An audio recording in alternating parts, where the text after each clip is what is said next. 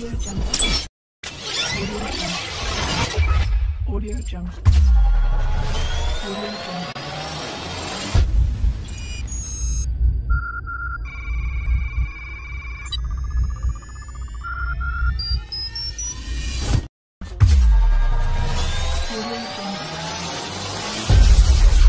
Audio Jungle.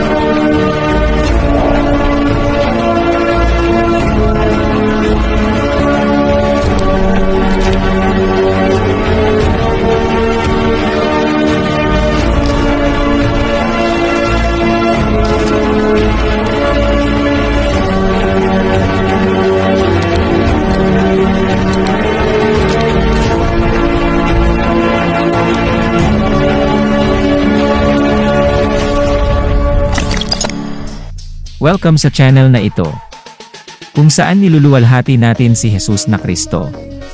Ang lahat ng mga banal na kasulatan sa pag-aaral na ito ay mula sa Aramaic Biblia, ay isinulat sa simpleng Ingles, at kung hindi man ay binanggit. Dahil naghahanda kami ng mga pag-aaral sa maraming wika, maaari kaming gumamit ng pagsasali ng Biblia sa wika ng bansang iyon. Kung pipiliin mo, gamitin ang pagsasalin na iyong pinili sa iyong sariling wika, upang ihambing ang mga banal na kasulatan sa mga pag-aaral na ito.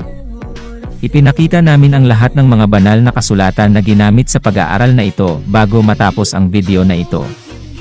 Kung ikaw ay isang Kristiyano na nanonood ng channel na ito, hinihiling ko sa iyo na gawin ang mga sumusunod, maglaan ng ilang segundo ng iyong oras, upang mag-subscribe, at i-like ang mga pag-aaral upang ipakita ang suporta para sa channel na ito.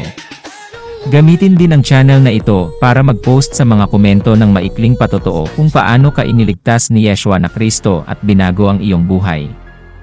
Ang iyong patotoo ay magpapala sa ibang nagbabasa nito, maniwala ka.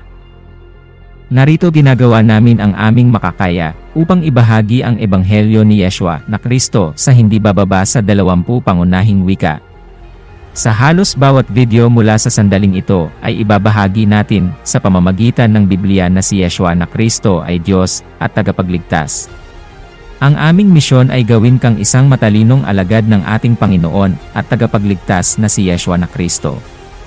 Ibinabahagi namin sa iyo ang salita ng Diyos upang ikaw ay lumago sa salita ng Diyos. Kasabay nito ay binabalaan ko kayo tungkol sa mga doktrinang salungat sa salita ng Diyos. Ituturo namin sa iyo ang tungkol sa mga individual, mga grupo o paniniwala na aming pinaniniwalaan ay salungat sa salita ng Diyos. Tayo ay nabubuhay sa panahon ng matinding panlilinlang, kaya mahalaga na ang ating pundasyon ay ang salita ng Diyos at tayo ay akayin ng banal na espiritu upang maging mga alagad na nais ni Yeshua na Kristo na maging tayo. Mateo 28 versikulo 19 hanggang 20 Filipino Standard Version. 19 Kaya't sa inyong paghayo ay gawin niyong alagad ang lahat ng mga bansa, na binabautismuhan sila sa pangalan ng Ama, at ng Anak, at ng Banal na Espiritu. 20 At tinuturuan silang gumanap sa lahat ng mga bagay na ipinagbilin ko sa inyo. At tandaan ninyo, ako'y kasama niyong palagi, hanggang sa katapusan ng panahon. Oo, sinabi niya. Sinabi ni Jesus na Kristo na siya ay Diyos. Ito ay napakalinaw na nakasulat sa salita ng Diyos, ngunit iniisip ng mga tao na ang kanilang mga opinyon ay mas mahalaga kaysa sa mga salita ng direkta mula kay Jesus na Kristo. Tingnan natin ang sinabi ni Jesus na Kristo. Mula sa Aramaic Biblia sa simpleng Ingles. Pahayag 21 versikulo 6 hanggang 8, at sinabi niya sa akin, natapos na sila. Ako si Alpha at ako si Tu, ang pinagmulan at ang katuparan. Ibibigay ko ang nauuhaw mula sa bukal ng tubig ng buhay ng walang bayad. At siya na nagwagi ay magmamana ng mga bagay na ito, at ako ay magiging kanyang Diyos at siya ay magiging aking anak. Ngunit sa mga mahiyain, sa mga hindi mananampalataya, sa mga masasama, sa mga nadungisan, sa mga mamamatay tao, sa mga mangkukulam, sa mga mapakiapid, sa mga sumasamba sa Diyos-Diyosan, at sa lahat ng mga sinungaling, ang kanilang bahagi ay nasa nagniningas na lawa ng apoy at asupre, na siyang ikalawang kamatayan. Basahin mo ulit. Ito ang sinabi ni Jesus na Kristo. Ako ang magiging Diyos niya, at siya ang magiging anak ko. Luwalhati sa Diyos. Sapat na ang sinabi. Walang nilikha na may mas mataas na patotoo kaysa sa Diyos mismo, na si Yeshua na Kristo. Higit pa rito, ipinakikita niya sa atin ang kanyang kawalang hanggan kapag sinabi niyang siya ang pinagmulan at ang katuparan. Si Yeshua na Kristo ang pinagmulan at katuparan ng infinity. Pag-aaralan natin dito sa malapit na hinaharap kung paano si Yeshua na Kristo ang Diyos na walang hanggan. Ang mga hindi mananampalataya ay walang pananampalataya sa Diyos dahil hindi sila naniniwala na anumang bagay ay imposible para sa Diyos na gawin. Ang Diyos ay narito sa anyong tao mahigit 2,000 taon na ang nakararaan. Ang Espiritu ng Diyos ay nagkatawang tao na kilala natin bilang si Jesus na Kristo. Ang imposible para sa tao ay hindi imposible para sa Diyos. Kung hindi ka naniniwala sa nasusulat na si Jesus na Kristo ang nagsalita, malaki ang posibilidad na hindi ka sa Kanya. Nakasulat sa Juan 1:0 mula 26 hanggang 28 Filipino Standard Version. 26 ngunit hindi kayo naniniwala, dahil hindi kayo kabilang sa aking mga tupa. 27 nakikinig sa tinig ko ang aking mga tupa. Kilala ko sila at sumusunod sa akin. 28 binibigyan ko sila ng buhay na walang hanggan at kailanmay hindi sila mamamatay. Walang makaagaw sa kanila mula sa aking kamay. Kung nagsimula ka bilang isang Kristiyano, at ngayon ay bahagi ng mga grupo na hindi naniniwala na si Jesus na Kristo ay hindi Diyos na nahayag sa laman, pagkatapos ay tinalikuran mo si Jesus na Kristo. Gaya ng nasusulat sa kasulatan, maaari mong ituring na ikaw ay isang apostata. Ito ay matatagpuan sa Juan 6 versikulo 64 hanggang 66. Filipino Standard Version. 64 subalit may ilan sa inyo na hindi naniniwala. Sapagkat alam na ni Jesus sa simula pa lamang ang mga hindi naniniwala, at kung sino ang magkakanulo sa kanya. 65 at sinabi niya, ito ang dahilan kung bakit sinabi ko sa inyo, na walang makakalapit sa akin malibang ipahintulot ito ng Ama.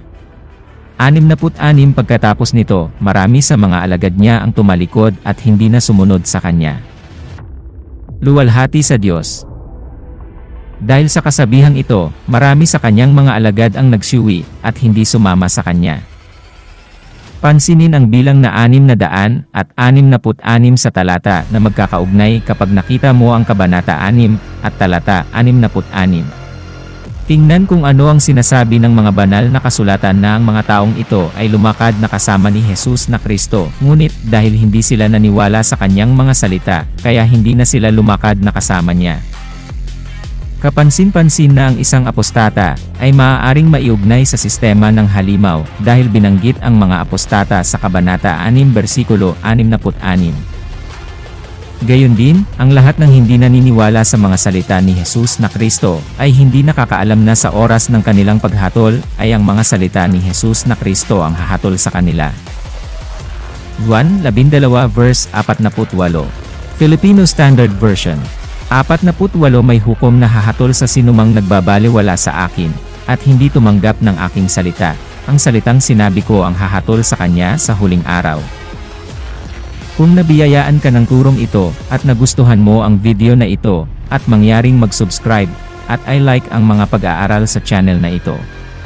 Kung ang banal na espiritu ay umakay sa iyo, upang maniwala kay Jesus na Kristo, kung gayon ay huwag mag-aksaya ng oras, at tanggapin si Jesus na Kristo bilang iyong Diyos, at tagapagligtas. Kapag mas nakikinig ka sa salita ng Diyos, mas magkakaroon ka ng pananampalataya. Para sa mga hindi sa Diyos, tumalikod sila sa salita ng Diyos.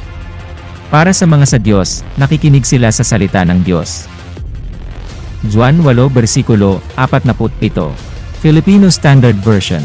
47 ang mula sa Diyos ay nakikinig ng mga salita ng Diyos. Ang dahilan kung bakit hindi nyo pinakikinggan ang mga ito ay dahil hindi kayo nagmula sa Diyos. Sa mahihirap na panahong ito, hayaang bigyan ka ni Jesus na Kristo ng kapahingahan at kapayapaan, dahil alam mong ibibigay mo ang iyong buhay sa kanyang mga kamay at bibigyan ka ng buhay na walang hanggan. Kung nais mong tanggapin si Jesus na Kristo bilang iyong Diyos, ipaalam sa amin, at malugod kaming magdarasal kasama mo para sa kaligtasan. Pagpalain ka ng Diyos at ang iyong mga mahal sa buhay.